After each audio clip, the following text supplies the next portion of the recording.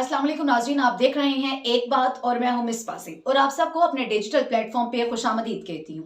मुल्क में सियासी अदम इस्तेहकाम देखा, सियासतदानों के वादे नारे और दावे सुने और अमन अमान की बिगड़ती हुई सूरत हाल देखी और इंतखाबात से पहले इंतखाबात होते हुए देखे और प्लीप और रैगिंग भी होते हुए देखी। तो मुझे बुल्ले शाह की ये बात याद आई। बुलिया तेरी धरती उते राज करे शैतान, आज चोर अचक के चौधरी ते गुंडी रान पड़दान। तमाम सूरत हाल को देखा और उसके बाद कहने को तो हम एक जमहूरी मुल्क में रहते हैं और कहने को तो जो है वो अदारे भी आज़ाद हैं, खुद मुख्तार हैं, बाइख्तियार हैं, लेकिन इदारे कितने आज़ाद हैं और कितने खुद मुख्तार हैं और कितने बेख्तियार हैं ये भी हमने देखा। और कहने को तो मुल्क में दफ़ा 144 नाफिज है, लेकिन इसके ऊपर कितना अमल दरामद हो रहा है ये भी किसी से ढकी छुपी बात नहीं है। और ये जो है सेक्शन 144 जो है इसका नफाज कहाँ पे हो रहा है ये भी हमने देखा। तमाम सियासी जमातों को जल्द से जुलूस करने, हर ये भी कहा जाता है कि जो जमहूरी मुल्क होते हैं उसमें हर शख्स को आज़ादी इजहार राय का हक हासिल होता है, लेकिन मखसूस सियासी जमातों को तो आज़ादी इजहार राय का हक भी हासिल है,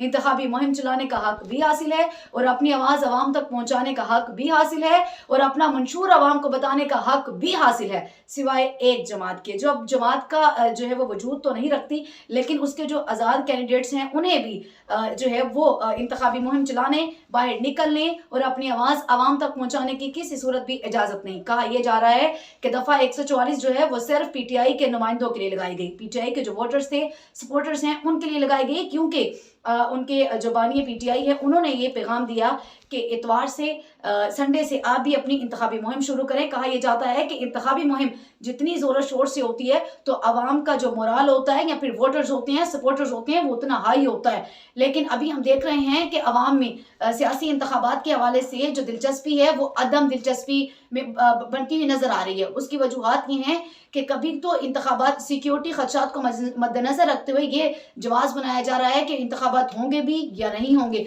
और इसके पीछे कितनी बड़ी साजिश होती है कि बार बार आके ये एक जमात को ये बताना कि इंतखाबात तो नहीं होंगे, लेकिन अपनी पूरी तैयारी रखना कि दूसरी जमात जो है वो इस नजरिए के तहत अपनी तैयारी कहीं ना कर ले। अगर ये इख्तियार नहीं, अगर ये डर नहीं, ये खौफ नहीं, कहा यह जाता है कि एक जमात जिसे पाकिस्तान तहरीक इंसाफ कहते हैं, वो खुद ये कहते हैं कि पाकिस्तान तहरीक इंसाफ इस वक्त मुल्क की मकबूल तरीन जमात है, लेकिन बाज़ाहिर अगर देखा जाए मकबूल तरीन जमात को ये इख्तियार नहीं है कि वो अपने उनके कैंडिडेट्स बाहर निकल के अवामी मुहिम चला सके। और जब इंतखाबी मुहिम नहीं चलाई जाती तो वोटर्स और जो सपोर्टर्स होते हैं उनका मोराल जो होता है वो डाउन हो जाता है। वो ये कहते हैं कि चूंकि जो लीडर्स हैं या जो बजाते खुद इंतखाबी मुहिम में उतर नहीं रहे तो कहीं हमारे अंदर भी जो पकड़ दकड़ है वो शुरू हो जाएगी, और इस खौफ और डर की वजह से कोई भी जो है वो ना तो कैंपेन के लिए बाहर निकलता है और ना ही पोलिंग डे वाले दिन। ये भी कहा जा रहा है कि पोलिंग डे वाले दिन सबसे कम तादाद जो होगी वो शायद इस खौफ और हिरास की वजह से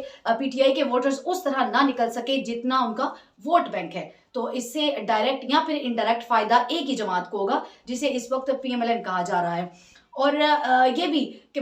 इंतखाबात जो होती हैं, बड़ी सिंपल सी मिसाल है कि डेमोक्रेसी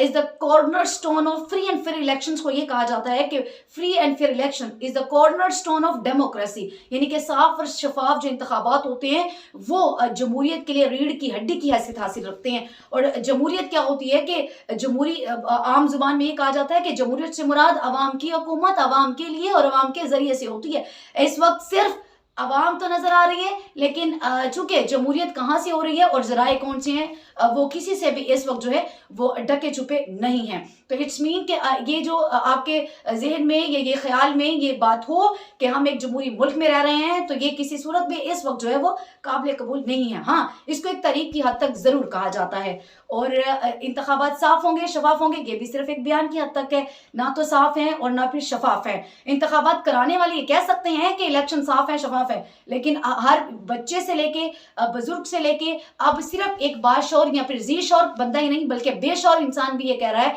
कि इंतखाबात साफ और शफाफ नहीं है। वो जो एक अरबों रुपए का तकरीबन 50 अरब रुपया जो आप आम इंतखाबात के नाम के ऊपर ज़ाया करें वो ना किया जाए और जस्ट ये बता दिया जाए कि काकड़ के बाद जो अगले वजीर आजम होंगे वो सब अवाम को पता तो है, लेकिन वो सिर्फ अभी जो है वो उनसे हल्फ लिया जाए और उनको उस कुर्सी पर बिठा दिया जाए, बजाय इसके कि आप कौम का वक्त जाया करें। क्योंकि अगर आपने दफा 144 नाफिज करने के लिए एक मखसूस जमात को टारगेट बना के और उन्हें बाहर ना निकलने की इजाजत देनी है, तो बराए मेहरबानी ऐसे इंतखाबात अवाम काबिल कबूल नहीं है अवाम के लिए। आप ऐसे इंतखाबात करवा के हमारा वक्त जाया ना करें। इसके साथ ही फिर वक्त मुझे दें इजाजत, अगली वीडियो में फिर आपसे मुलाकात होगी। जाते जाते आपसे गुजारिश कि सब्सक्राइब भी कीजिए और लाइक भी कीजिए।